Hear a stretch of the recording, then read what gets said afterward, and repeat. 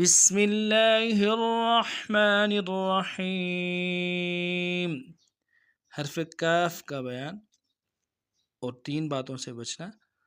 سب سے پہلے حرف کاف کا مخرج اور حرف کاف کو دوسرے مخرج سے نکالنے سے بچنا، اور حرف کاف کے ادا کرنے کا طریقہ۔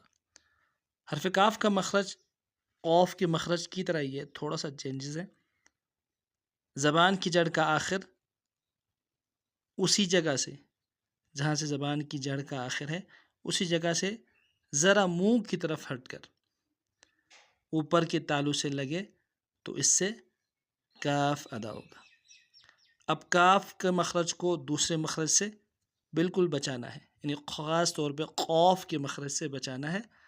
اس سے بہت بڑا فرق ہو جاتا ہے، قوف موٹا ہوتا ہے اور کاف جو ہے یہ باریک ہوتا ہے۔ کاف کے ادا کرنے کا طریقہ، کاف کو انتہائی نرمی سے ادا کریں گے، سختی سے یا موٹا بالکل ادا نہیں کریں گے۔ کاف،